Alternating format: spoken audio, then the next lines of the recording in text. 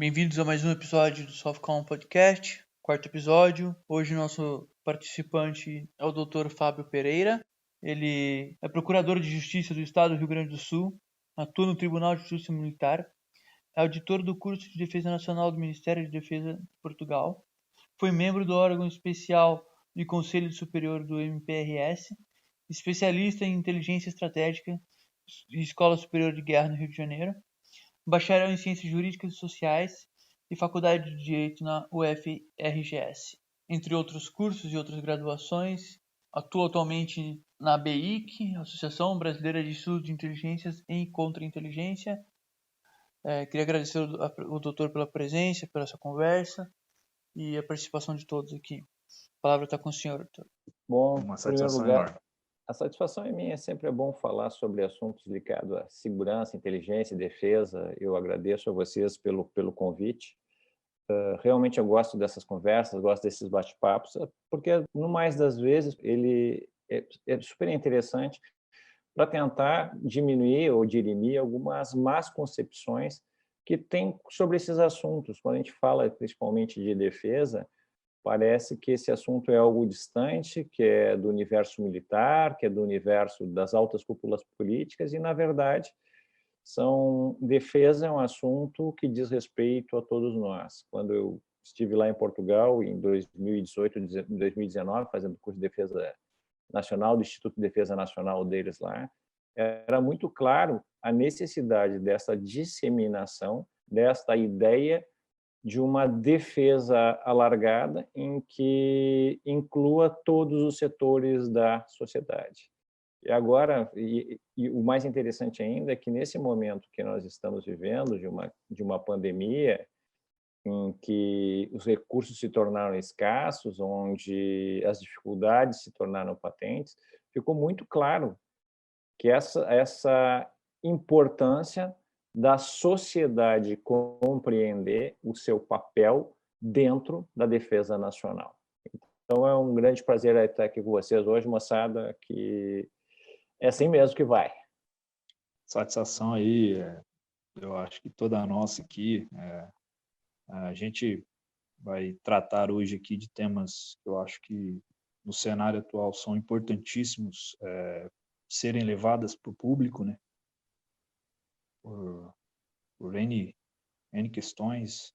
A gente vai tratar aí de questões de gerações de guerra, mas focando mais na quinta geração de guerra, inteligência operacional, que aí vai envolver um pouco mais a parte de operacionalidade, de unidade de operações especiais, tanto de inteligência, segurança operacional, que é muito importante hoje em dia, principalmente nesse cenário que a gente se encontra, né?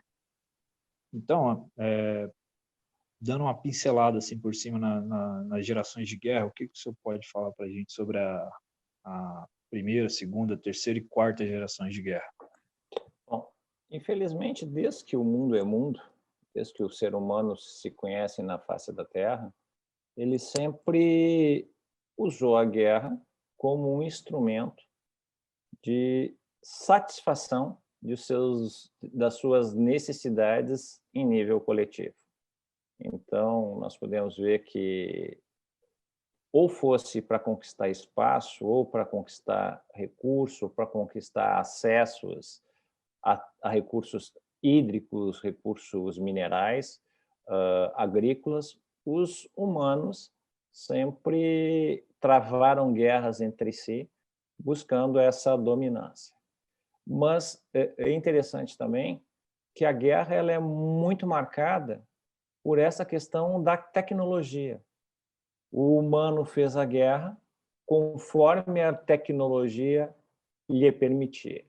E por isso nós temos um autor, eu gosto muito dele, Williams, Land Williams, em que em 2004 ele escreve um livro interessante, eu até deixei para vocês, se depois quiserem compartilhar. Infelizmente, como é um podcast, não dá para compartilhar a imagem para as pessoas que estão nos escutando, mas depois fica aí com o pessoal, eles vão colocar para vocês a bibliografia. A gente deixa na legenda certinho. Em que ele descreve como, naquela altura, em 4 gerações de guerra. A de massa, Então, a gente vê isso muito claramente nas falanges, que era aquele grupo de homens com grandes lanças. Então, era muita gente junta para que aquela quantidade de pessoas, aquela massa humana se transformava em uma grande arma de guerra. Depois é poder de fogo. Então, a gente pode ver isso muito claramente naqueles filmes que falam sobre o século XVIII, XIX, aquelas linhas de homens com as suas armas apontadas e atirando a esmo para tentar infligir o máximo de baixas possíveis. Depois de manobrabilidade, isso nós vamos ver muito, muito, muito claramente, principalmente no século XX, no momento quando vêm as cavalarias mecanizadas, a velocidade toma conta, substitui as demais formas de guerra. E 69, então, nós começamos uma grande mudança tecnológica. Essa mudança tecnológica ela muda também como se faz guerra. Em 69, a primeira tentativa, a primeira forma de transmissão via internet, de uma palavra a primeira palavra que foi transmitida foi login. E a partir desse momento, o cyberespaço se tornou também um espaço de guerra. Então nós vamos ter até então 2004, como descrito por Lind, 4 gerações diferentes de guerra: a de massa, a de poder de fogo, a de manobrabilidade e depois de computador e rede. Só que isso tem uma mudança. Começa a se falar hoje, e isso me parece muito presente, e é o tema do nosso debate, que é a guerra de quinta geração, que é basicamente toda tentativa de origem externa, não importa os meios, que tem como objetivo minar o cenário político, econômico, tecnológico, psicossocial, ambiental, militar e a soberania de um país, através de agentes internos e externos e de todas as maneiras possíveis. Então, é como se fosse uma grande... são grandes investidas em todos os segmentos da sociedade, da expressão dessa sociedade, que vão acabar causando baixas importantes dentro da confiabilidade do sistema de um país. Eu só estava, enquanto você estava falando sobre a questão de tecnologia e tal, né? Eu gosto bastante de estudar história militar, né? Porque, como eu falei antes, poderia ser um papo bem longo só de falar do que já aconteceu, né? E de como a gente chegou no que a gente está hoje.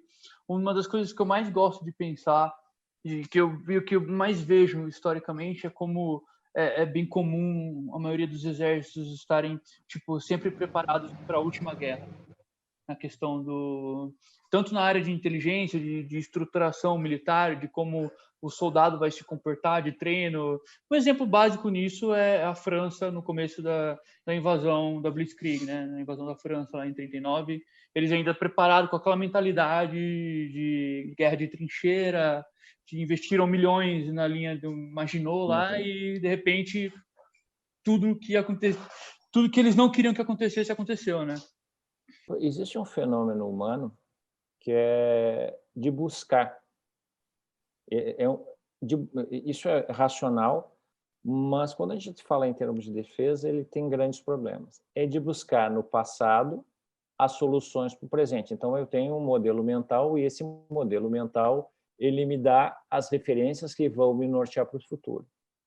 Só que o futuro ele é randômico, nem sempre ele é linear, ele não segue as mesmas regras que foram apostas para mim no passado. E a Segunda Guerra Mundial me parece bastante disruptiva nesse ponto, porque grande parte dos exércitos continentais, mesmo os Estados Unidos, eles não estavam preparados para aquele tipo de guerra. Os Estados Unidos foi se preparar no curso da Segunda Guerra, o exército dele até é um exército de menor envergadura quando a guerra começou. Então, os franceses pensavam, justamente, que os alemães se comportariam como haviam se comportado na Primeira Guerra, como haviam se comportado como na época da Prússia, e não se comportaram, mutaram a sua forma de agir e passaram para a manobrabilidade. Muito mais importante a velocidade no ataque, é a quantidade de instrumentos e de meios para o ataque, do que propriamente exércitos galgando passo a passo no território inimigo, como havia acontecido na Primeira Guerra, quando se estabelece a fase das trincheiras. Sim. Então, isso acaba sendo disruptivo, tanto que os alemães conseguiram muito sucesso rapidamente, eles invadiram vários países em muito pouco tempo, porque esses países não... O modelo mental que eles tinham era um modelo mental de uma guerra que não existia. Quando a gente fala em defesa, uma das coisas que é extremamente importante é pensar no impensável. Sim. É tentar vislumbrar o futuro que é essa grande que essa coisa incerta nos espera, e mesmo testar tecnologias e mesmo testar hipóteses que são as menos viáveis possíveis. Sim. Porque se eu não fizer isso, alguém está fazendo, e no mundo hoje já existem agências de segurança e inteligência preocupados com essas guerras disruptivas do futuro e com armas disruptivas do futuro. Sim. Uma das coisas que outro exemplo que eu gosto de pensar, falando sobre como os alemães, na Primeira Guerra Mundial, eles já começaram a vislumbrar como seria o próximo combate, né? Um exemplo disso seriam os Stormtroopers, né? Eles usando agilidade, manobrabilidade no ataque deles para conquistar as trincheiras, enfim, desencadear todo, para depois a massa vir, né? As unidades regulares auxiliarem, né? E uma observação que eu faço é como que os alemães e os russos, eles foram os únicos que conseguiram manter essa mentalidade, talvez até hoje em dia, né? Os alemães, eles conseguiram, mesmo depois de perder as duas guerras, eles têm esse senso de se atualizar e tudo mais, que é uma coisa que eu acho que o nosso mundo aqui no Brasil, na América Latina, a gente talvez esteja começando a entender melhor hoje. É que o mundo, me parece que hoje ele é muito mais complexo do que ele era algum tempo atrás. Então, se a gente for pegar o século XX até agora, então a gente pode separar, fatiar esse século e 2 décadas em algumas fases. Talvez as fases mais importantes aí foi logo depois da Segunda Guerra, em que começa a Guerra Fria. Na Guerra Fria, a gente tem um modelo mental que era marcado pela certeza do adversário. Tinham 2 grandes blocos, esses blocos tinham as suas orientações, eles tinham muito pouco contato um com o outro, sabia-se a capacidade de poderio militar de cada um e as intenções de cada um.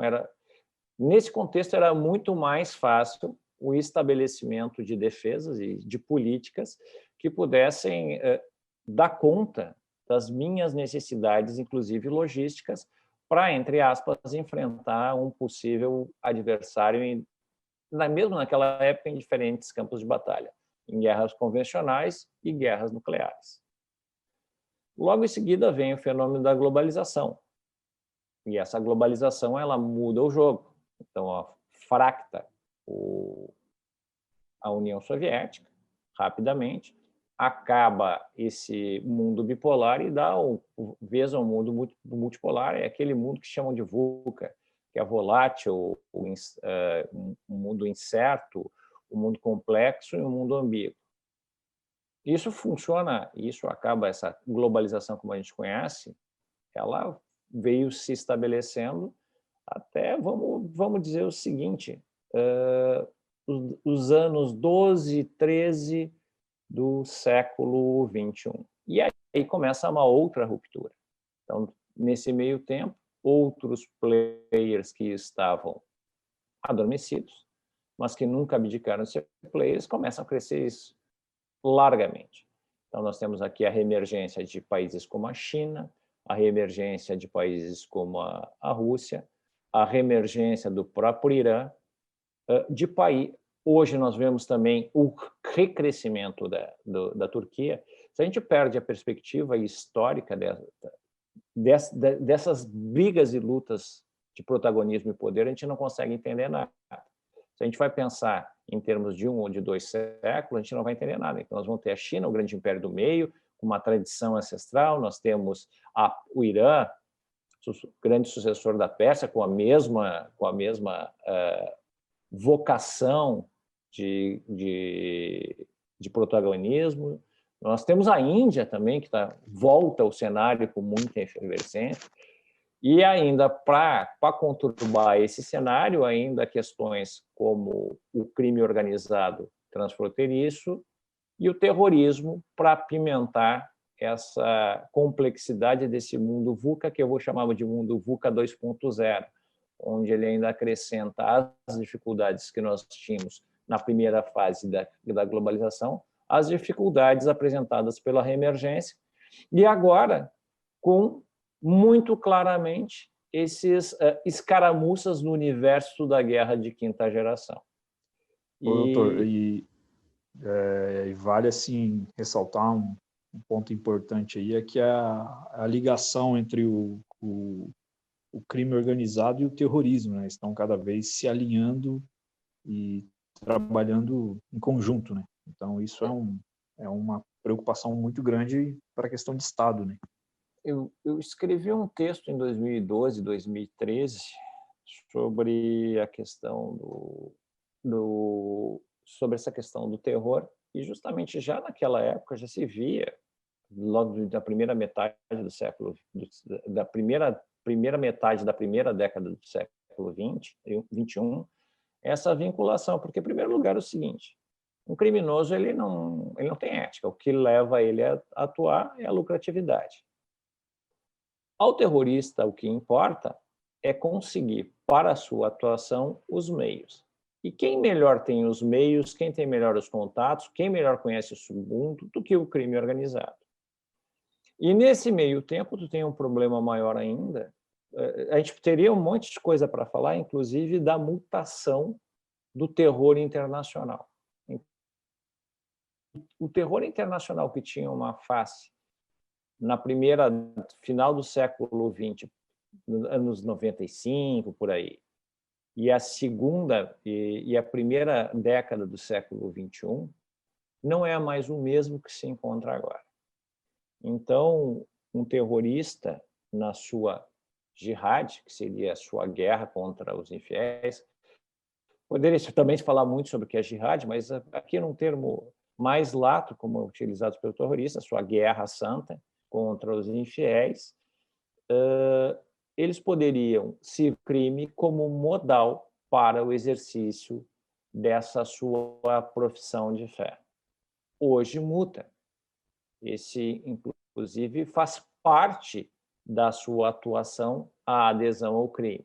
É interessante porque isso proporcionou, inclusive, novas fontes de recrutamento, porque acaba recrutando, isso a gente vê principalmente no Reino Unido, o recrutamento desses agentes para o terror vinculados ao crime organizado. O que eu digo para esse jovem que baixa escolaridade destas gangues violentas? Eu dou para ele eu digo para ele que ele pode fazer tudo, e além de que ele pode fazer tudo isso, que ele tem um sentido religioso maior do que ele mesmo. Então, o terror acaba adequando o seu recrutamento a esta realidade e dessa forma aumentando a sua mão de obra. E assim, doutor, a gente vê que até as formas de realizar um ataque terrorista mudou bastante, né? Antes eram ataques gigantescos, assim, de grande repercussão mundial, ataques a embaixadas, carro-bomba, ataques a prédios, etc. Hoje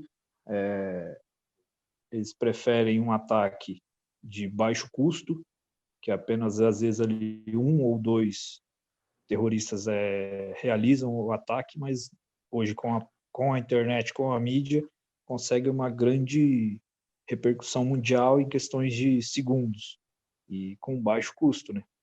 Porque se a gente for pegar a questão do terror na primeira década do século XX, nós vamos ver que, principalmente a partir do 11 de setembro, se sucederam vários ataques bem-sucedidos com explosões. A partir da segunda metade da primeira década do século XXI, nós podemos ver que, mundo afora, os mecanismos estatais de segurança, defesa e inteligência se organizaram muito rapidamente e começaram a impedir que esses grandes ataques fossem realizados, inclusive tirando de circulação ou controlando muito mais os insumos necessários para que esses ataques e atentados pudessem ser realizados. O que o terror faz? Como faz o crime, o criminoso organizado, muda a sua forma de agir, altera seu modus operandi para ter sucesso. O que eles fizeram? Deixaram a tecnologia, os atentados de maior envergadura, e passaram a atuar abaixo da linha do radar. Como é que começaram a atuar abaixo da linha do radar? Através do recrutamento dos chamados lobos solitários, que é muito difícil tu prever que alguém, de uma hora para outra, vai cometer um ato. Vai estar na cabeça dele, com nem pouca ou nenhum compartilhamento de informação, ele vai lá e realiza esse atentado. Vocês podem ver o seguinte: quando os atentados pararam a ser a bomba, começaram com carros e com caminhões. Quando começam um rigor maior, começam os atentados à faca. Então, é a mutação do crime e do terror à atuação do Estado, da atuação do Estado ou dos Estados contra a sua atuação. É uma lógica de custo e benefício. E também de rastreabilidade, né? Fica mais difícil para você rastrear um lobo solitário do que uma equipe, por exemplo, né? Para agências de inteligência. Exato, entendeu? Mas eu queria voltar naquela questão que você estava falando antes das gerações, né? Uma coisa que eu observo, e talvez eu possa estar enganado ou viajando, é a questão de que hoje a gente vê muita coisa que o Jack Barsky falou nos anos 80, né? Quais eram as manobras que a União Soviética tinha preparado, né?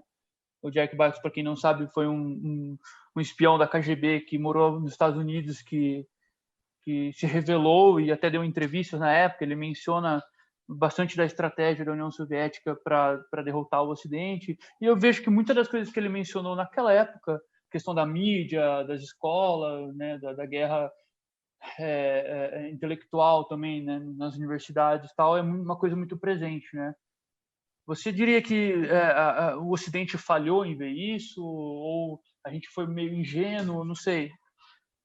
Eu acho que é um conjunto de coisas, mas eu acho que vai mais além.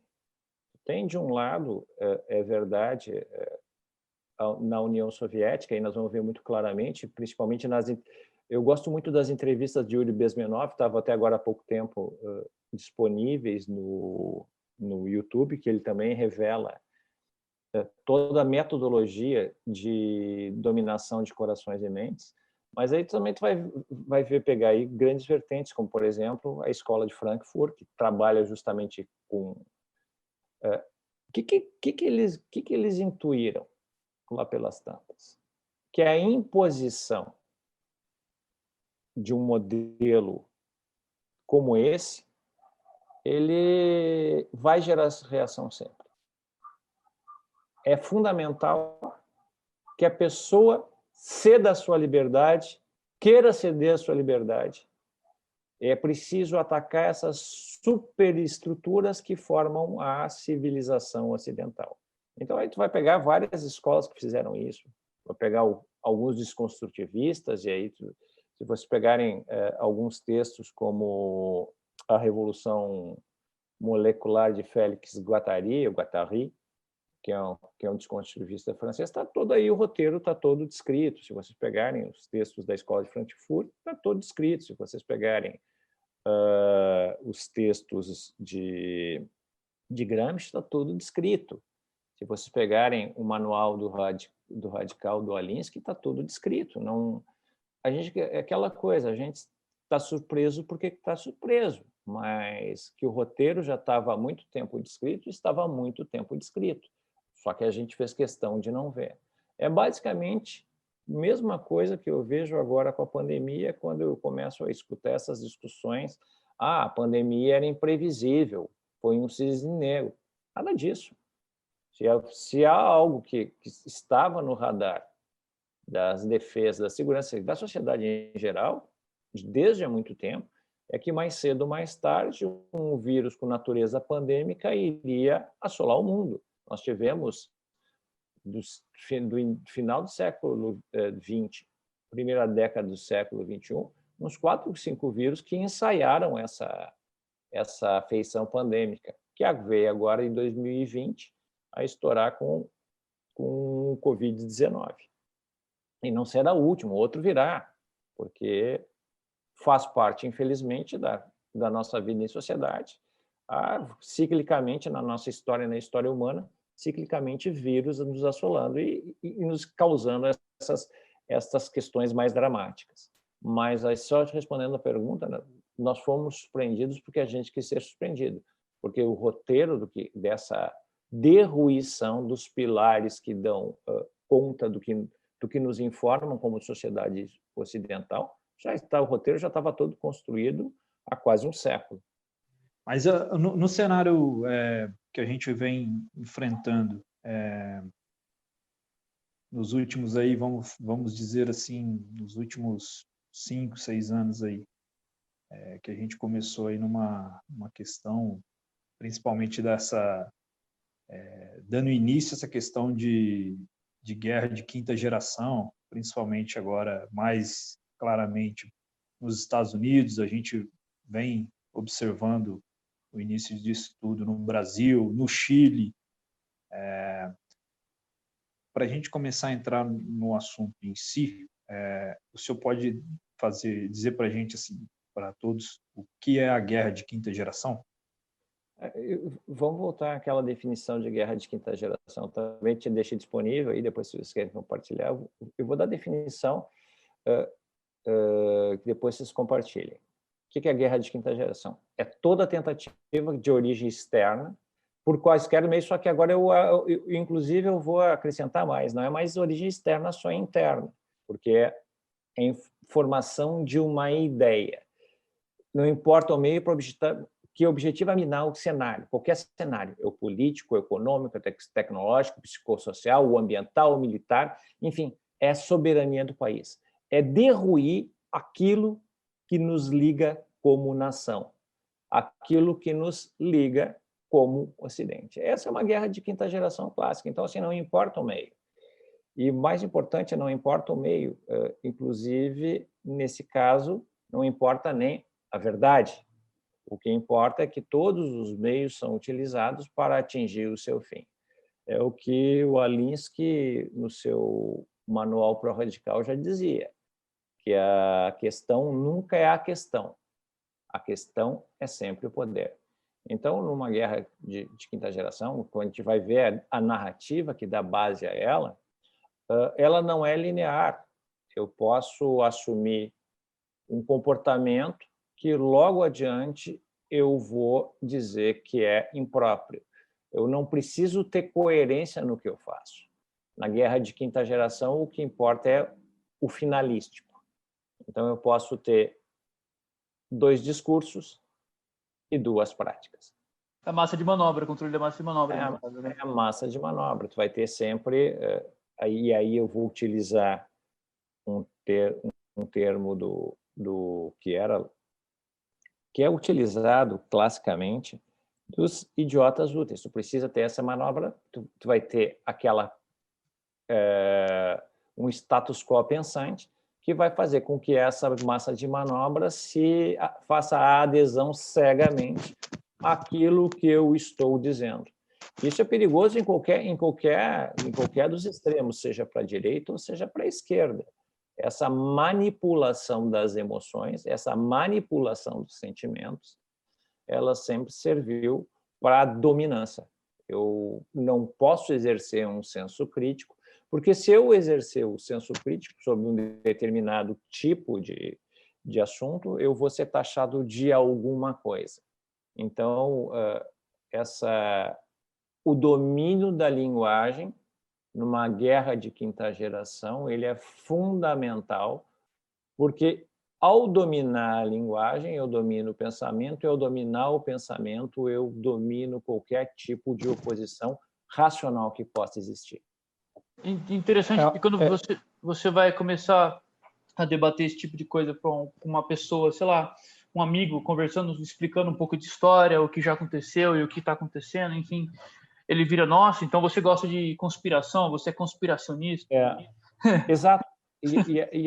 E aí esse é o primeiro passo de um debate erístico que faz parte dessa guerra de quinta geração. O que eu faço em primeiro lugar? Essa discussão, esse debate erístico, ele sempre segue um roteiro. Eu defini ele em quatro momentos distintos. O primeiro momento é o cara que se apresenta e diz: eu sou o cara, o Uber model disso aqui, só eu posso falar. No segundo momento, eu te desqualifico. Não. Se tu está dizendo isso, tu é um negacionista. Num terceiro momento, eu vou começar a falar do assunto, ele vai colocar aquilo que se chama de espantalho e vai seguir o espantalho, deixando o assunto principal de lado. E no quarto momento, que é o que sempre acontece, quando é desmascarado essa metodologia de debater, a pessoa se faz de vítima. Qual é, para mim, agora, o exemplo claro disso? O debate sobre a vacina. Ele se tornou absolutamente irracional. Se tu não disser, olha, eu vou tomar a vacina porque tu é um negacionista. Se tu disser que tu vai tomar a vacina, olha, vão dizer que, sei lá, que tu é o... Não, vão te taxar de uma outra coisa qualquer. Não há o espaço para tentar debater, em termos técnicos científicos, se essa vacina é eficaz, se além de eficaz ela é segura e se além de segura ela terá durabilidade. Então, são debates que são normais em qualquer sociedade democrática, a discussão sobre determinados temas. Então, o que acontece hoje? Todo tema um pouco mais agudo, ele é tornado um verdadeiro pastiche. Esse tema se torna sem possibilidade de debate, e qualquer um que diga algo pró ou algo a favor é alguém a ser execrado por um lado por outro. Então, para mim, isso é muito irracional. E a gente começa a fazer parte dessa irracionalidade sem mesmo se dar conta. Sabe? Aderindo incondicionalmente ou negando incondicionalmente algo, sem que haja no meio um espaço em que se possa debater ideias. Só para constar, eu não tenho nada contra a vacina, inclusive eu irei me vacinar, eu vou. Mas o que eu estou falando para vocês aqui é a questão de como hoje se enfrentam de formas quase irracionais debates que deveriam ser absolutamente racionais.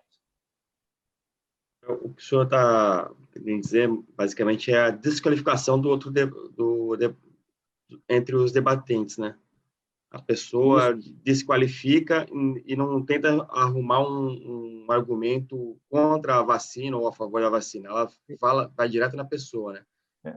Vai desqualificando que ela é incompetente ou ela não tem capacidade técnica. Em termos do discurso, chama-se falácia ad hominem. Eu não rebato o argumento, eu rebato a pessoa. Então, eu cansei de debates, e faço passar por isso. Olha, tu está falando isso porque tu é um reacionário. Tu estás falando isso porque tu é um punitivista. Doutor, seria mais ou menos, então, a entrada, o assassinato de caráter, né? Digamos assim. Não debate a ideia, destrói a imagem da pessoa, né? É o assassinato de reputações. E se tu não entende isso ao entrar num debate como esse, tu já perdeu o debate. Ele já está perdido de antemão. Porque a lógica que um debatedor sério vai usar no debate é uma lógica linear, é uma lógica teórica. Isso, muito embora esse debatedor possa ser duro, ele é um debatedor que é ético. Do outro lado, quando começa com essas falácias e com esse discurso erístico, não importa a ética, não importa nada. O que importa é ganhar o debate. Não importa que custo. Então, isso faz parte também da guerra de quinta geração. Além de toda essa desestabilização, eu preciso a justificação do meu discurso. Então, ao fim e ao cabo, o que se vai ver é que sempre vão se colocar dois valores como se eles fossem antagônicos: a segurança e a liberdade. Eu preciso abrir a mão da minha liberdade para ter segurança, e nesse intervalo não existe um espaço para debate. Em que termos essa minha segurança se dará? Em que termos eu terei que abrir mão das minhas liberdades? Quando eu abro mão das minhas liberdades em mão da segurança, eu vou ficar sem os dois. Perfeito. Ainda no contexto da guerra da quinta geração, na opinião do senhor, a pergunta é: quais as dimensões do conflito, né? Quais as dimensões dessa guerra de quinta geração? Onde essa guerra ela é realizada? Em todos os cenários possíveis e imagináveis, em qualquer expressão humana, é aquilo que falei, no cenário político, no cenário midiático, pode ser na mídia convencional, não convencional, nas mídias sociais, no universo econômico, no universo tecnológico. É a questão de ganhar corações e mentes, não importa que custo. Em todas as áreas, onde há uma expressão do humano, há essa guerra de quinta geração. E o pior dessa guerra de quinta geração é que ela é uma guerra que as pessoas nem se dão conta que ela está por aí. Como a gente também não se dá conta que nós já estamos hoje no meio de uma terceira guerra mundial.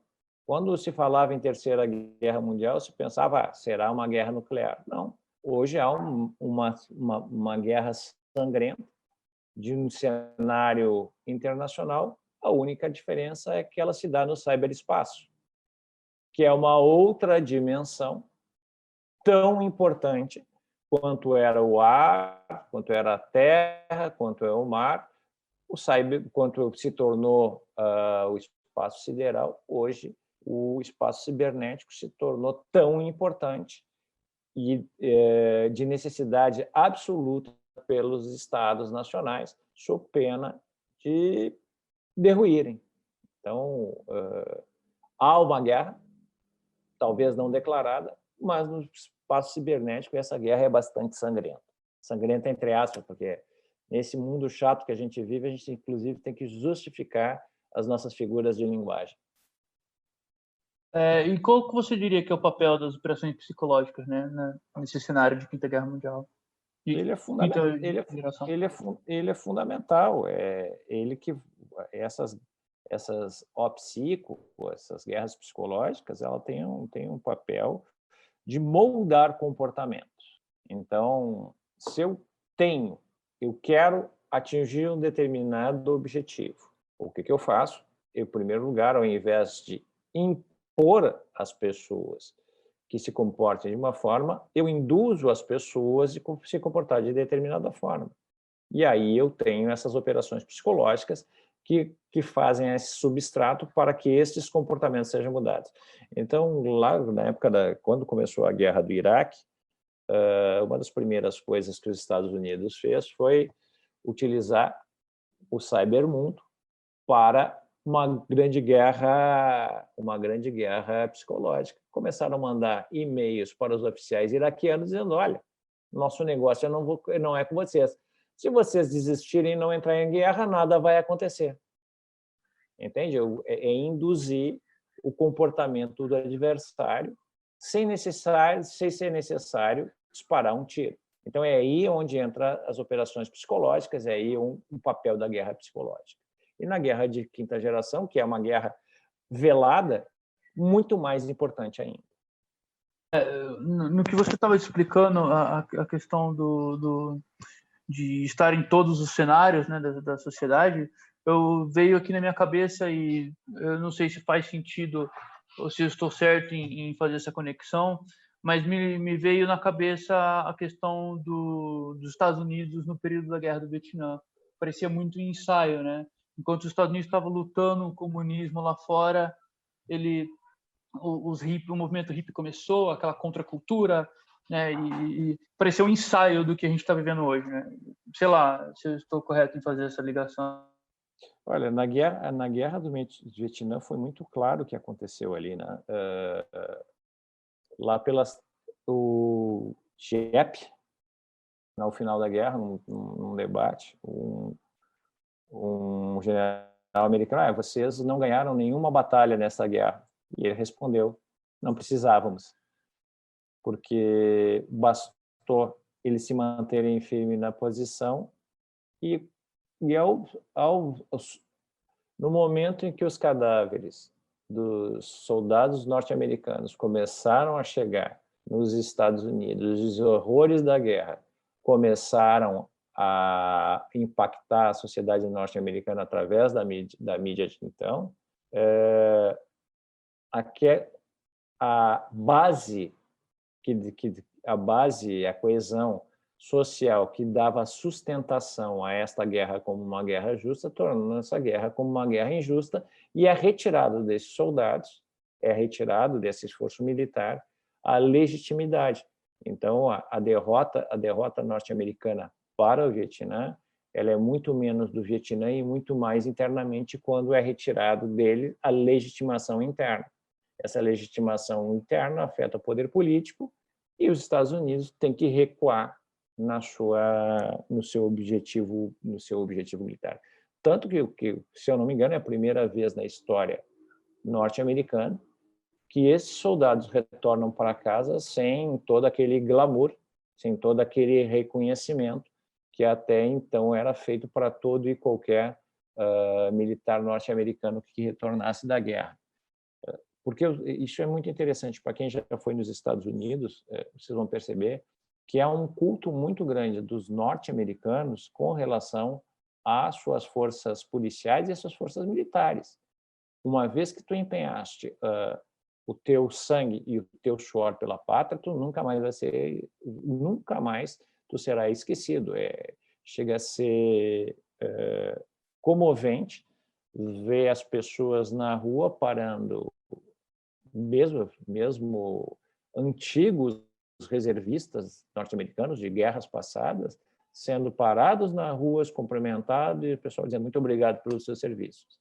Então, vocês imaginem o seguinte, não é só a questão da legitimidade. Eles perderam a legitimidade e perderam muito mais. Imaginem esses militares, ao retornar, quando perdem o respeito da sua pátria. Uma vez eu, escutando uma palestra de um sobrevivente de um campo de extermínio no Museu do Holocausto em Washington, ele dizia o seguinte, cara, ele chegou assim, para vocês norte-americanos, o que é mais importante?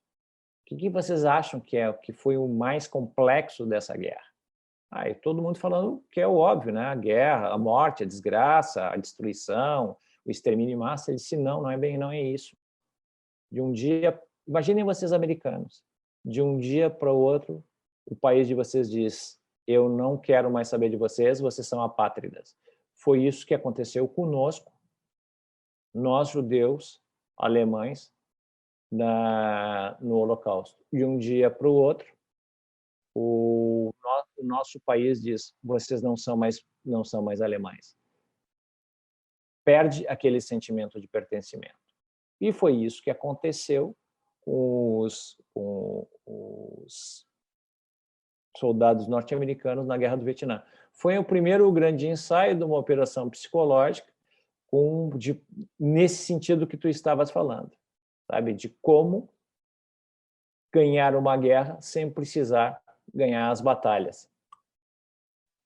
Então, doutor, boa noite. Gostaria de fazer uma pergunta para o senhor a respeito do papel da inteligência e da contra-inteligência nesse cenário que se encontra. Em primeiro lugar, a gente tem que entender o que é inteligência. A inteligência é aquela atividade que tem como objetivo reduzir a incerteza no momento de decidir. Para isso, ela tem metodologia própria. Ela vai catar e buscar o que se chama o dado negado, aquele que o seu detentor não quer entregar para mim. E quando a gente fala de defesa, e quando a gente vai falar nesses cenários conflituosos, a tomada de decisão sem informação é um passo quase certo para a catástrofe. O tomador de decisão que acaba escolhendo dado caminho a seguir sem antes estar embasado ou estar amparado em informações, ele vai falhar. Então, a inteligência, que é essa captura da informação, transformá-la em conhecimento para que o decisor tenha tranquilidade para decidir, e dar conta a inteligência para evitar que o meu adverso saiba o que eu sei, são fundamentais nesse mundo, principalmente nesse mundo VUCA 2.0 de incertezas. Quem não tem serviços, os estados nacionais que não têm serviços de inteligência e de contra-discol, neste mundo tão interconectado e principalmente diante dos desafios que o cybermundo oferece, está perdido. Perde completamente a sua vantagem competitiva. Não sei se respondi a tua pergunta. Não, respondeu perfeitamente. Muito obrigado. Então, doutor, principalmente nessa questão aí de inteligência contra inteligência, hoje a gente vê que, principalmente no cenário de guerra de quinta geração, a gente vê hoje que o inimigo, né, entre aspas, detém aí o controle total de hoje das redes sociais, de servidores de internet, da mídia, e criam diversas narrativas nesse cenário, principalmente para a destruição de caráter de um alvo principal, né? Então, como combater isso? Em primeiro lugar, assim, isso não é novo, sabe? Uma das grandes formas de se vencer um adversário, se eu não posso vencê-lo no campo das ideias, é destruindo a sua reputação, seja ela profissional ou seja ela de forma pessoal. Isso é desde que o mundo é mundo. O que tem de novo? O que tem de novo são as possibilidades que a tecnologia hoje nos dá. Então, existem inúmeros modais para o exercício dessas atividades não lícitas, para difamar em larga escala o meu alvo. Qual é que são as medidas? Olha, em primeiro lugar, é aquilo que eu disse, é necessário e fundamental que se tenha serviços de inteligência, que são serviços de Estado, de alto nível, de escola, que tenham a capacidade de detectar isso com muita antecedência e tenha a capacidade de dar a resposta à altura. Nem sempre é fácil, é muito mais fácil aqui sentado falar isso do que fazer. Hoje, por isso que a gente vê hoje, no mundo afora, uma grande briga pelo domínio desse espaço tecnológico. Então, se vocês forem ver assim, a guerra que está se estabelecendo em torno do 5G, é justamente por isso. Porque, basicamente, informação é poder. E se eu tenho domínio da informação, se eu tenho o domínio dos modais por onde essa informação se interconecta, e se eu tenho o domínio do que pode ser transposto nesses meus modais, eu tenho o controle completo sobre corações, mentes e pensamentos. Principalmente a gente vê aí o que aconteceu, principalmente com o presidente dos Estados Unidos, Donald Trump, que, de certa forma, conseguiram calar ele em praticamente todas as plataformas de redes sociais, de sites, servidores e etc. Também o que aconteceu com a rede social Parler. Então,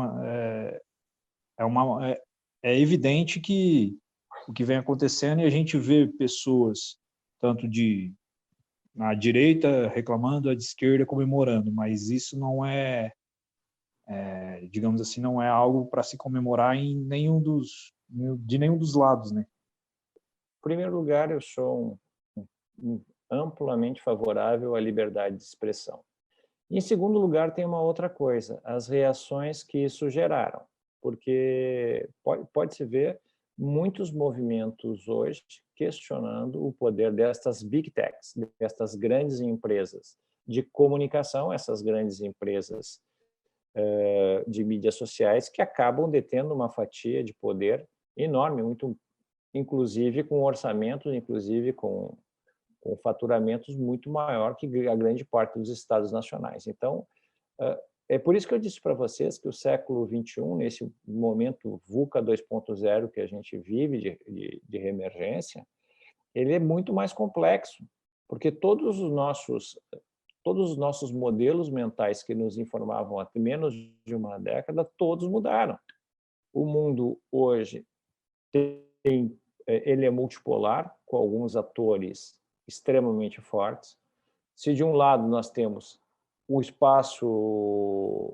espaço da internet no campo de batalha, nós voltamos a ter uma importância novamente dos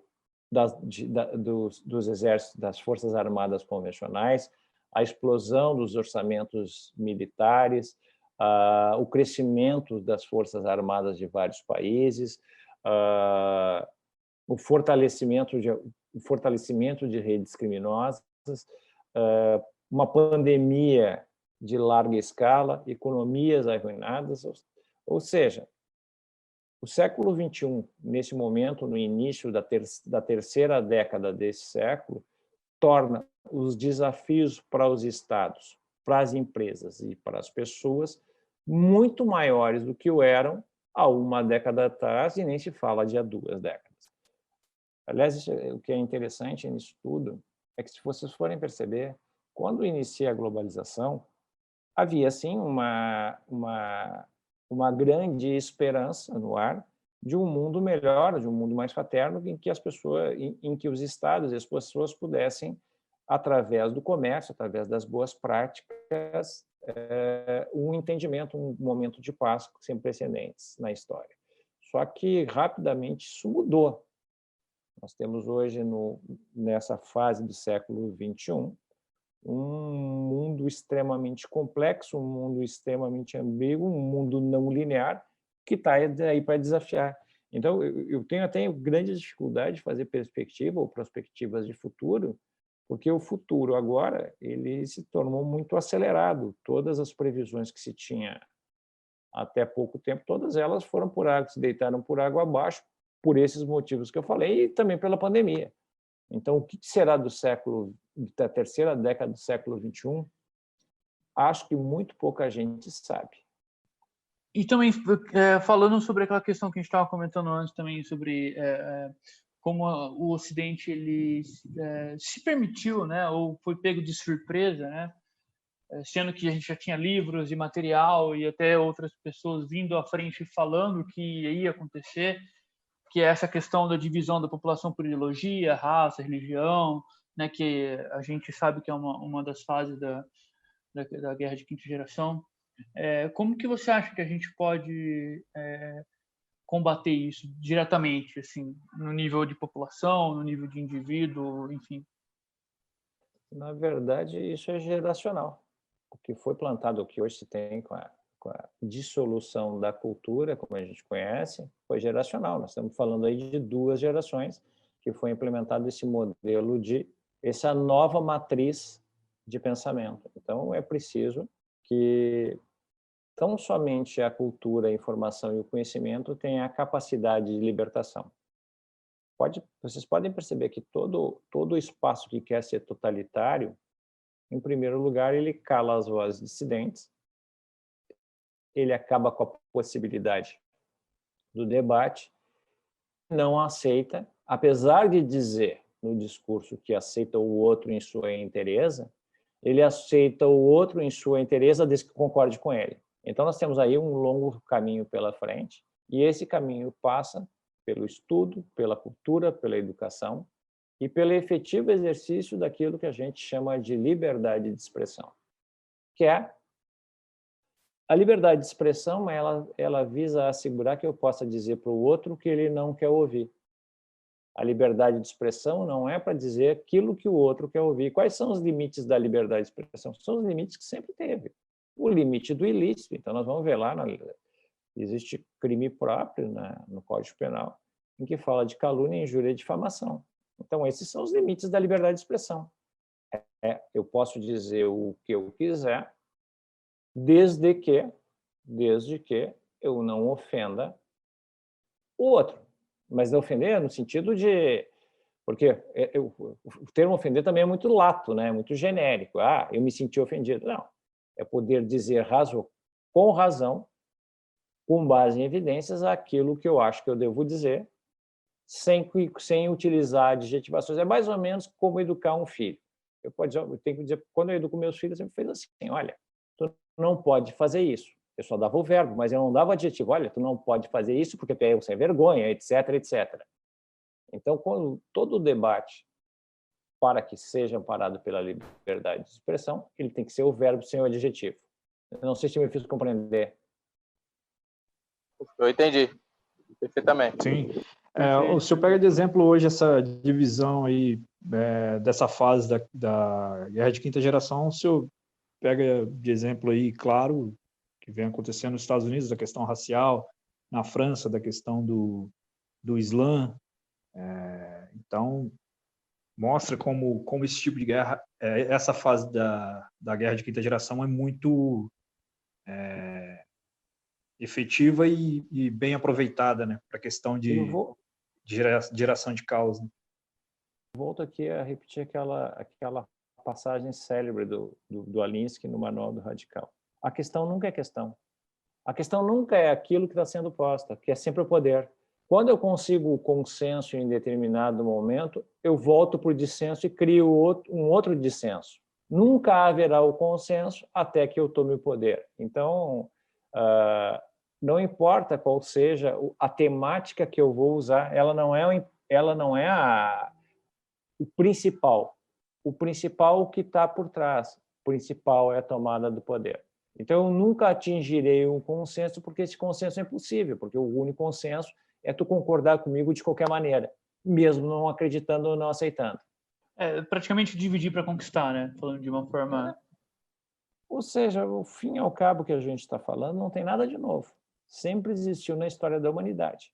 O que muda é a extensão e a capacidade de viralização desse discurso, desta guerra de quinta geração. A guerra de quinta geração ela é baseada em conceitos que sempre existiram, só que hoje, no mundo interconectado, ela se permite se espraiar muito mais rapidamente e com muito mais capilaridade.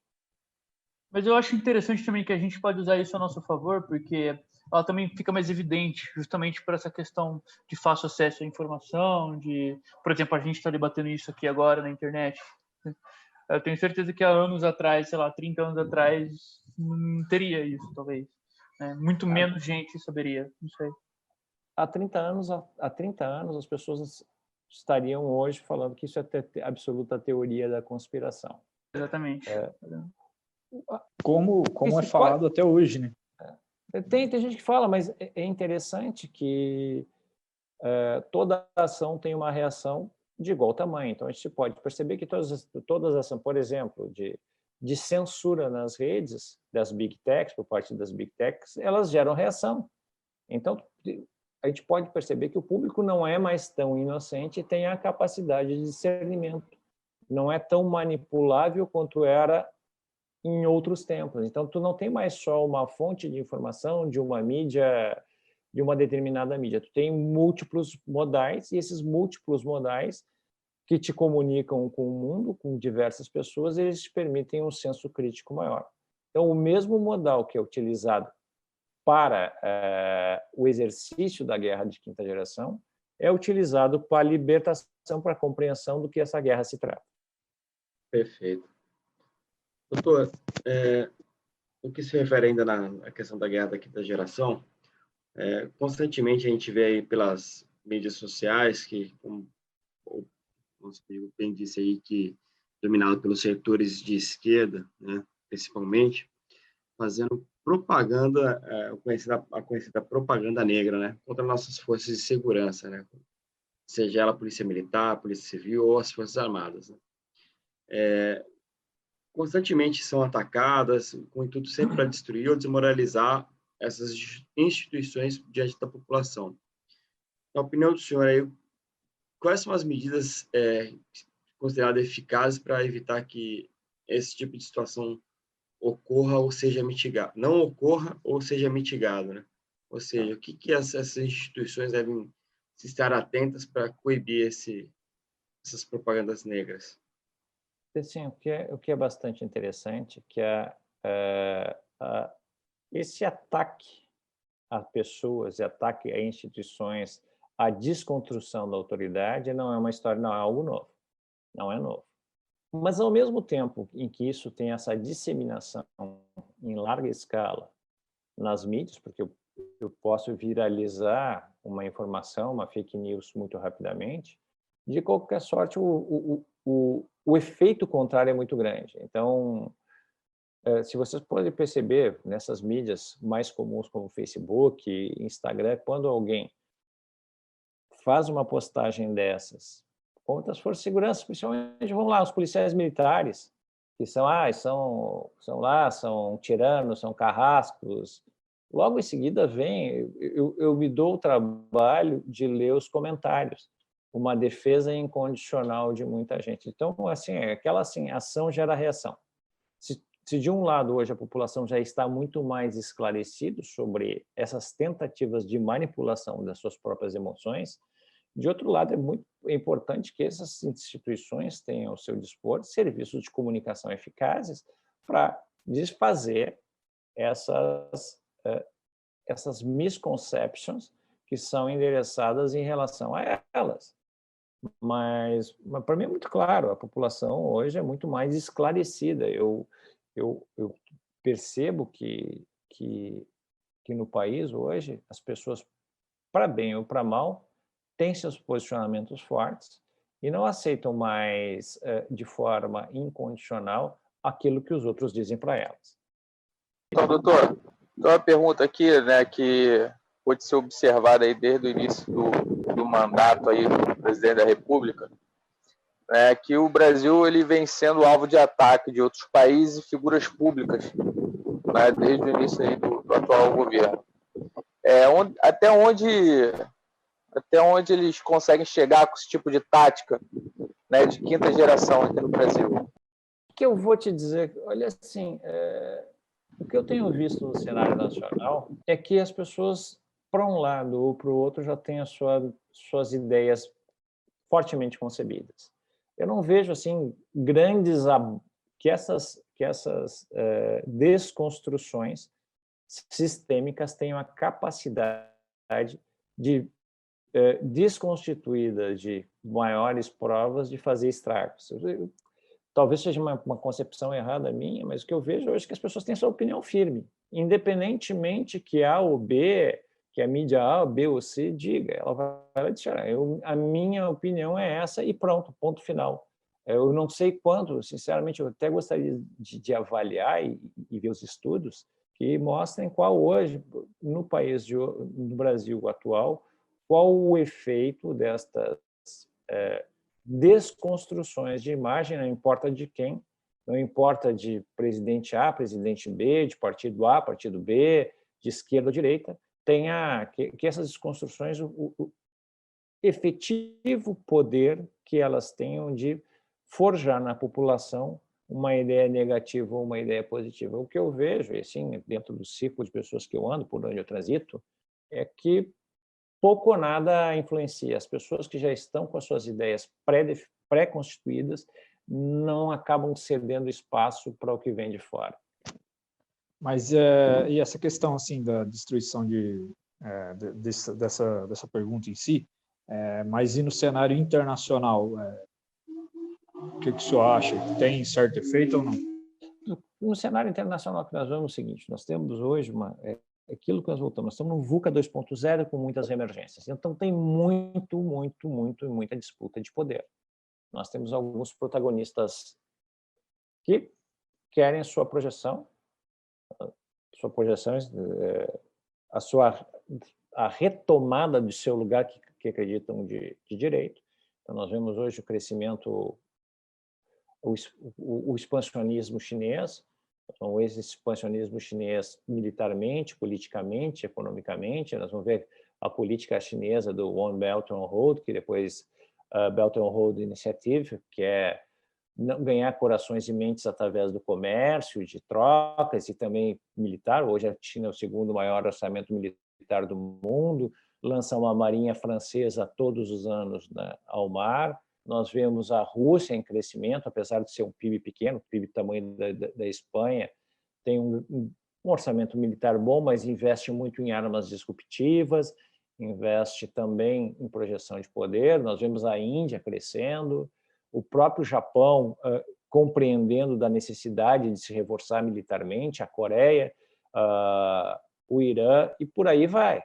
Então, esse cenário turbulento faz com que as disputas de poder em todos os espaços possíveis dessa quinta guerra geracional sejam ocupados. Então, a mídia é um campo de batalha extremamente importante da guerra de quinta geração. E aqui eu falo da mídia como um todo, não só dessas que a gente tem como oficial, mas também, principalmente, essas mídias que são as não oficiais. E essas, me parece que hoje são as que têm a maior possibilidade e a maior capilaridade mundo afora, são as que provocam os maiores estragos em termos de ascensão e quedas de popularidades. Aproveitando um gancho rapidão, eu queria saber a sua opinião. Você acha que o Brasil está onde nesse cenário, no sentido de estar indo bem, estar preparado? Olha, eu vou te dizer uma coisa, o Brasil sempre teve uma dificuldade e prospectiva. Eu não vejo no Brasil aquilo que os outros países têm como a grande estratégia, independentemente de governo. E aqui eu não quero fazer recorte, não me importa governo. Eu estou falando de questões mais além, que tem que independer de pessoas e que tem que depender de determinada grei partidária no poder. Então, seriam as grandes estratégias. Se você for pegar, por exemplo, os Estados Unidos sempre teve a grande estratégia. No século XVIII, eles já viam que o caminho dos mares era importante, o domínio dos mares era extremamente importante para a projeção como nação. Hoje eles têm 6 frotas, uma em cada oceano. Ok? Então, a gente pode perceber também que, independentemente do presidente, a grande estratégia norte-americana, ela é mais importante do que a visão do presidente. Um presidente pode fazer uma coisa ou outra, mas ele não tem o poder de uma alteração tão substantiva dessa grande estratégia. Então, vocês podem ver o seguinte, quem faz a mudança da política, compreendendo que a China começava a se tornar o grande adversário para o século XXI, foi no governo Obama, em 2012, ele começa com aquilo que se chama de pivô, o pivô para o Indo-Pacífico, removendo grande parte do seu poderio militar, de projeção de poder, para a região ali do Pacífico, onde justamente ele se antevia o crescimento da China. Então, vocês podem ver o seguinte, independentemente do presidente, há uma grande estratégia que vai nortear a sua ação. Então, o que eu sinto, pelo menos às vezes, no Brasil, é a falta desta grande estratégia. O que o Brasil quer ser quando crescer? Algo mais além do que políticas sazonais de governo. É algo para 100 anos, para 200 anos. É pensar o país para a próxima geração. É isso que eu estou falando.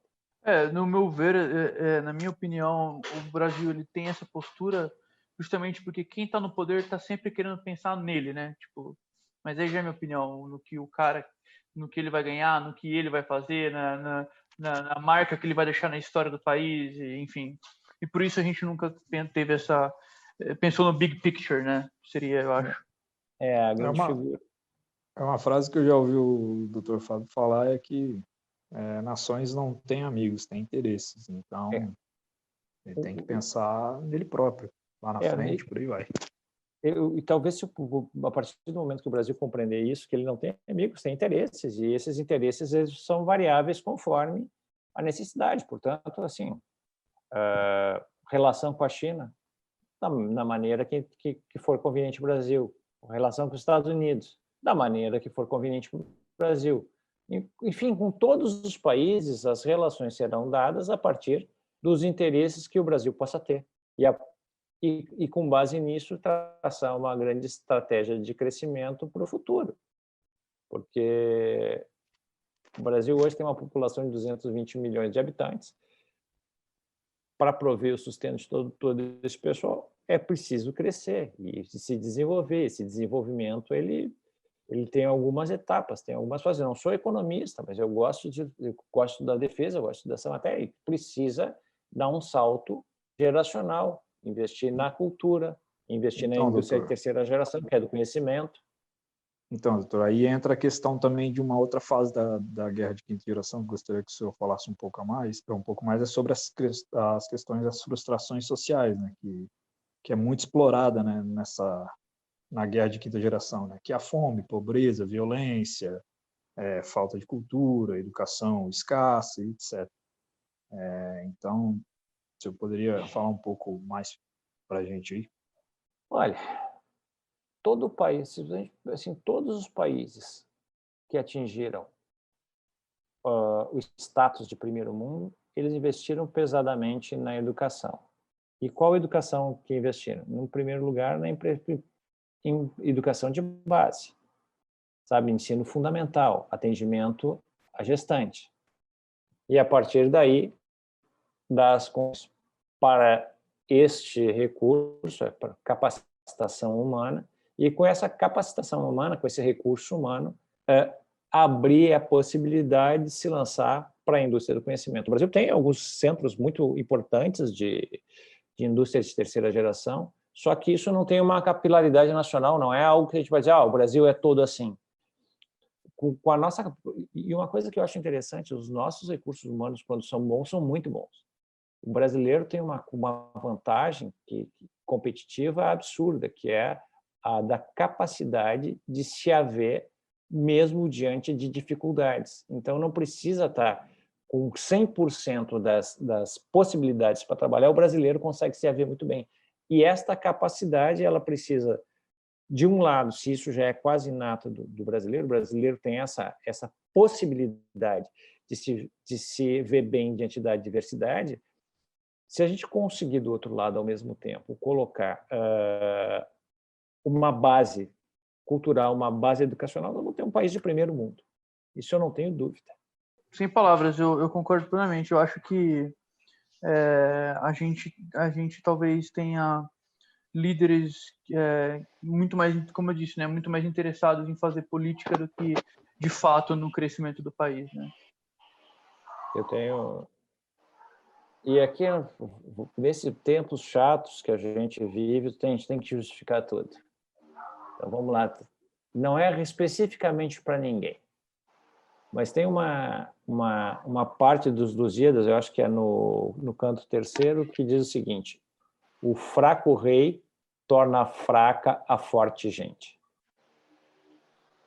É preciso, é fundamental que se tenha uma liderança que lidere para o futuro, com esses olhos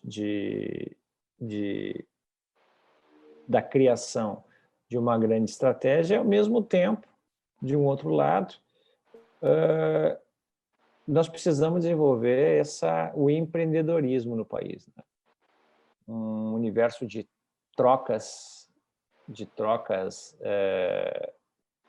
que as trocas possam ser feitas, que o comércio possa ser estimulado, porque é a única forma de fazer o país crescer. Liberdade de expressão, liberdade econômica, democracia e a compreensão de que o Brasil é um país grande, é um país gigante, com muitos recursos, e isso gera a cobiça de muita gente. E que países não têm amigos, países têm interesses. Na opinião do senhor aí, na questão das agências de inteligência, o senhor acha que elas aqui no nosso país estão preparadas para esse tipo de conflito, de guerra da quinta geração? Olha, meu amigo, o que eu vou te dizer? Eu vou te dizer o seguinte, que nós temos quadros muito bons, gente muito capacitada, mas se a gente pegar hoje, o Brasil... Quando eu estive em Portugal, o meu trabalho de conclusão de curso, que é trabalho de investigação final, ele era sobre, eu fiz um comparativo entre o desenvolvimento do Serviço de Informações da República Portuguesa, o SIRP, e o nosso Sistema de Informações, o nosso SISBIM. E lá pelas tantas eu me deparo com um autor que ele... E é engraçado porque os dois países sofreram mais ou menos uma mutação em comum. O SIRP é formado quase 10 anos depois que o Estado Novo em Portugal tem fim, que é em 74, com a Revolução dos Cravos, em 84, né? Nomeadamente em 84, começa a primeira versão do SIRP, da primeira legislação do SIRP. E no Brasil é em 99, quase uma década depois da extinção do SNI. E esse autor, que é o Vergara, ele dizia o seguinte, olha, o grande problema do SIRP em Portugal é que ele sofre do complexo de PID. O que era PID? Era Polícia Internacional de Defesa do Estado, do governo salazarista do Estado Novo, que era extremamente... que era um braço do Estado para cerceamento de direitos e garantias individuais. E eu cheguei à conclusão que o Brasil também sofre do complexo do SNI. Eu não quero entrar aqui em discussões sobre como foi o SNI, não é isso. Eu estou dizendo que quando a gente entra no século XX, no final do século XX, início do século XXI, e cria o SISBIM, a gente cria um monte de amarras para o SISBIM pensando na época do SNI. E isso traz consequências. Então, o SISBIM, por exemplo, o sistema não tem, por exemplo, a capacidade de obtenção do dado negado, que é protegido por sigilo legal ou constitucional. Não existe autorização legal, não existe autorização permissivo legal que possibilite ao sistema fazer essas quebras. E isso traz uma desvantagem competitiva enorme com relação a outros países, que isso é comezinho. Então, se tu me disser que, muito embora nós temos excelentes quadros, nós temos muitas dificuldades em termos legislativos. É aquilo que eu chamo no meu trabalho de poderes negados. Não é o que se concedeu para o SISBIM fazer, não é o que se concedeu para os operadores SISBIM fazer. O grande problema está no que não foi concedido. E o que não foi concedido, ainda mais quando a gente está aqui discutindo o século XXI, com múltiplas dificuldades, com o universo todo cyber, um cyber-universo cheio de desafios. Se eu não dou o instrumental ao meu sistema para operar 100%, eu tenho que contar que ele opere o melhor possível com as capacidades que tem. Mas isso dá um delay e dá uma dificuldade absurdamente competitiva. Vocês podem ver que eu acabo abrindo janelas demais. Então, se eu, em algum momento, eu não me fiz claro, por favor, me chamem a atenção. Não, tá perfeito. Eu fico sem palavras porque é mind-blowing, sabe? Doutor, eu vou aqui com uma questão. Como é possível identificar se determinado tipo de matéria de jornal ou ação de mídia, seja ela qual for, é um componente de guerra de quinta geração? Existe alguma coisa já definida sobre isso? Alguma coisa que caracteriza, né, que seja possível identificar esse trabalho? Tudo sempre é muito sutil, né? É tudo muito sutil e geralmente essa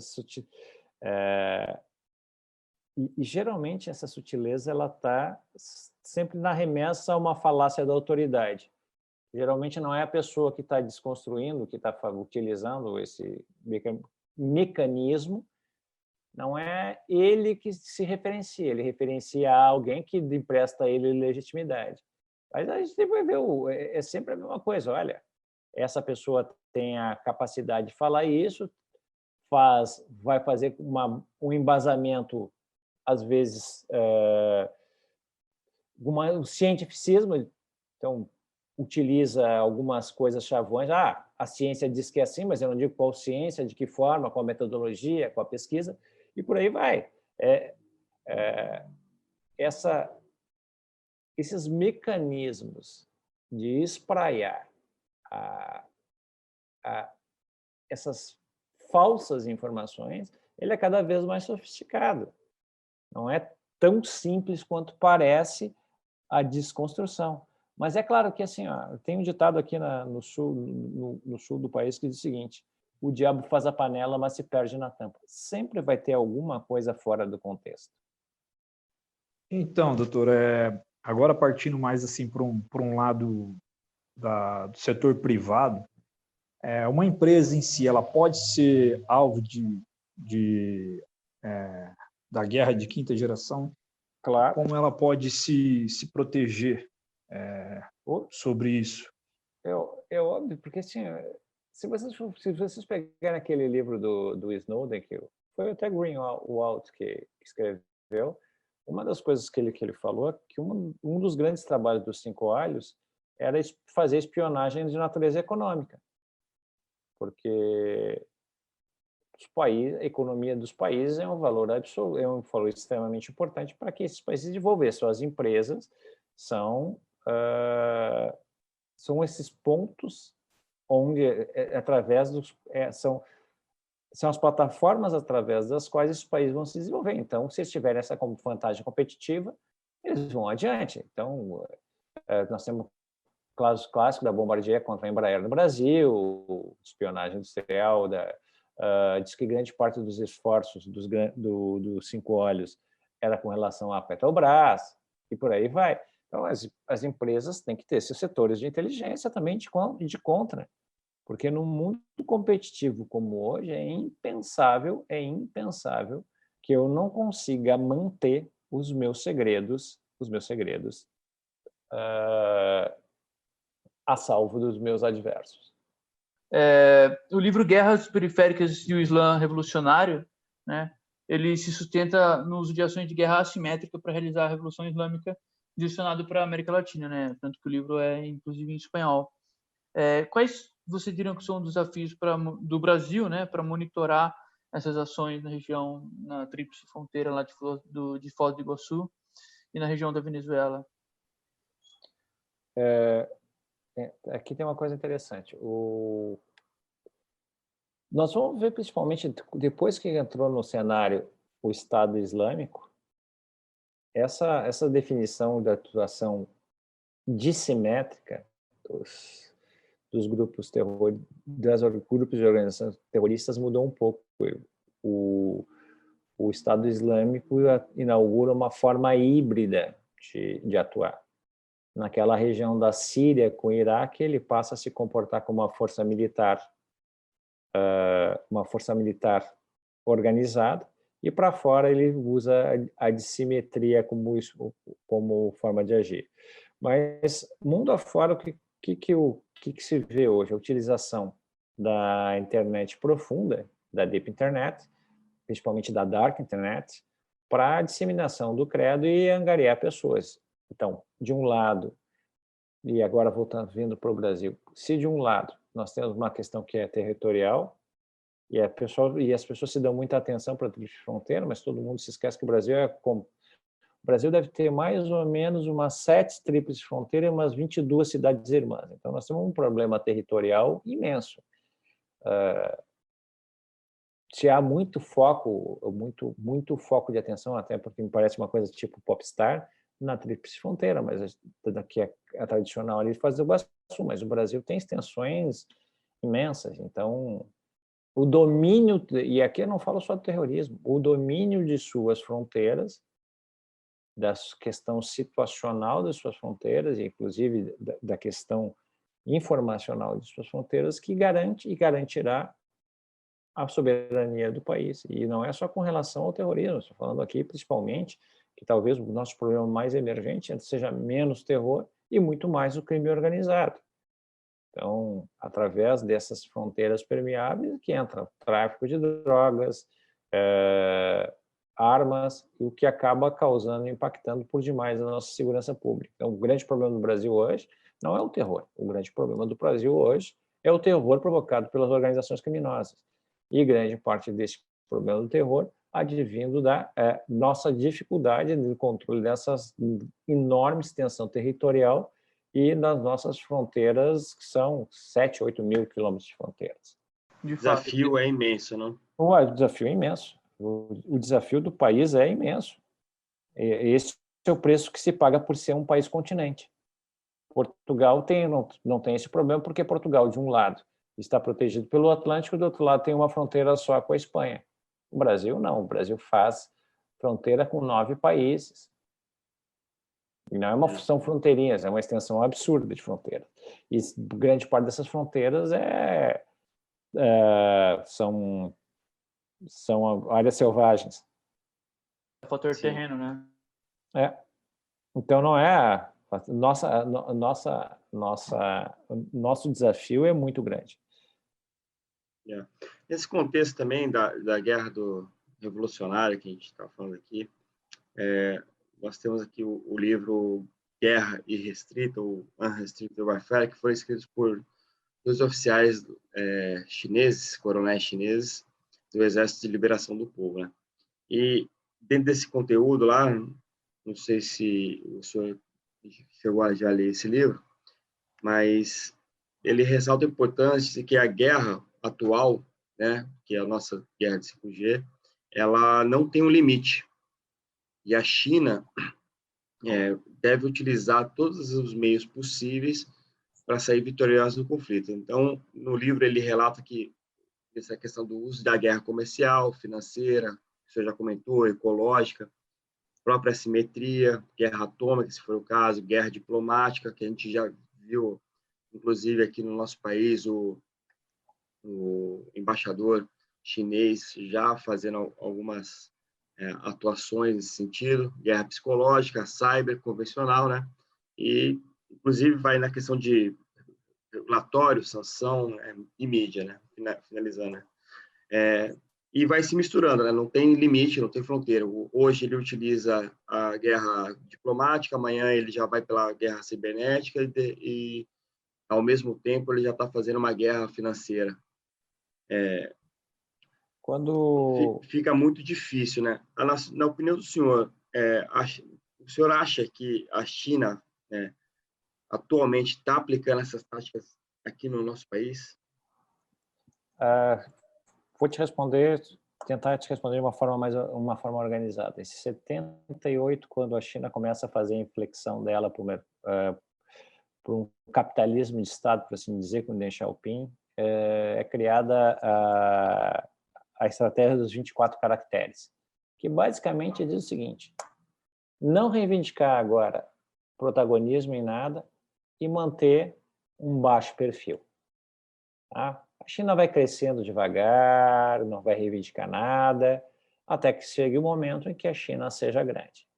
2011, 2012, quando assume Deng Xiaoping, uma das primeiras medidas que ele faz, já que a China já estava pujante, ele cria One Belt and Road, que logo se transforma em Belt and Road Initiative, em que cria um cinturão, mundo afora, onde a China passa a colaborar e ter modais, a gente pode ver, elétricos, portos, comunicações. Vocês vão ver que isso é a recriação da Rota da Seda. Então, é a conquista do mundo através do comércio, através das boas práticas. De outro lado, o Xi Jinping, ele começa a investir pesadamente em suas forças armadas, tanto convencional quanto não convencional, com armas disruptivas. Então, hoje, o segundo maior orçamento, o maior em termos de contingente, o maior exército. E ele fala, em 2015, em um de seus discursos, ele diz, olha, temos que levar à frente o sonho chinês. Em 2018 ou 2017, se eu não me engano, acho que em 18 de outubro, na celebração, um discurso de 5 horas de frente ao Partido Comunista, ele diz que as forças armadas chinesas deveriam estar preparadas se fosse necessário para lutar, que o crescimento da China era inevitável. Então, a China hoje está fazendo o papel da China. que a gente esquece a perspectiva histórica. A China sempre foi um império, deixou de ser um império em pequeno espaço temporal e sempre teve a pretensão de voltar a ser o império do meio novamente. Quem é que está errado? A China? Não. Eu acho que é muito antes pelo contrário. Errados são os países que não conseguem TV e que não conseguem traçar as suas próprias estratégias de soberania. Então, eu acho muito interessante que existe em um determinado momento um sentimento, entre aspas, anti-chinês. A pessoa, olha, a China é isso, a China é aquilo. A China está fazendo o que a China, para ela, deve fazer, que é o melhor para a China. O que o Brasil e os outros países devem fazer é o que é melhor para o Brasil e para os outros países fazerem. Então, porque senão a gente fica nesse ciclo retroalimentante, colocando o nosso destino, a nossa defesa e a nossa segurança nas mãos dos outros, nas mãos da boa vontade alheia, o que não acontece e não vai acontecer em termos de relações internacionais. Países não têm amigos, países têm interesses. Então, doutor, caminhando aí para a penúltima pergunta, a gente vê aí que o cenário atual o cenário atual político do Brasil, né? Existe uma guerra informacional, principalmente aí na parte de Covid, Amazônia e tal. Na opinião do senhor, o Brasil está preparado para contrapor essas ameaças dessa guerra informacional? Olha, o Brasil tem feito o seu papel, mas assim, é muito difícil tu convencer as pessoas que não querem ser convencidas. É sempre uma disputa de informação, a disputa. A Amazônia é um território que sempre historicamente gerou cobiça e vai gerar. A gente tem que estar preparado para defender o que é soberania nacional. E não só estou falando em termos de forças armadas, a gente tem que estar preparado isso em corações e mentes. E aquilo que eu volto a falar, a defesa não é um papel só de forças armadas, não é um papel só do governo.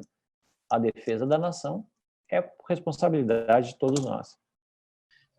No meu ponto de vista, né, o presidente tem uma postura firme quanto às suas decisões e quase sempre corretas em relação aos últimos acontecimentos. Eu gostaria de saber se o presidente da República está sendo assessorado pela ABIN ou elementos isolados de inteligência pelo mundo. O senhor sabe, consegue me responder isso? Não, assim, eu tenho algumas limitações para manifestar, e uma delas é essa natureza político-partidária. O que eu vou te dizer é o seguinte, que todo presidente de qualquer país, para tomar boas decisões, é aconselhado pelos seus serviços de inteligência. O Bill Clinton, nos meus cursos eu sempre falo, o Bill Clinton, ele dizia que ele não tomava café da manhã antes de ler os relatórios de inteligência. Então, todo presidente, todo líder, vamos tirar presidente, todo líder de nação que quer bem conduzir o seu país, ele tem que estar atento ao que os seus serviços de inteligência lhe dizem. Porque, ao fim e ao cabo, decidir sem informação pode dar certo ou pode dar errado, mas a tendência de dar errado é muito grande. Quem não sabe o que procura não encontra quando acha. Vamos encerrar aqui. Agradeço ao senhor, ao doutor Fábio. Foi aí uma aula para todos. Eu só tenho a agradecer ao senhor aí, vou fazer as considerações finais aí do pessoal. Doutor Fábio, eu queria agradecer aí o tempo que o senhor disponibilizou para a gente, pelas respostas. Eu acho que isso é muito importante para a ampliação do debate, né? E também levar esse conhecimento para outras pessoas. Então, mais uma vez agradeço o senhor e espero ter um segundo episódio o mais breve possível, que com certeza será melhor e também vai contribuir para a gente, para o crescimento dessa cultura e desse conhecimento aqui no nosso país.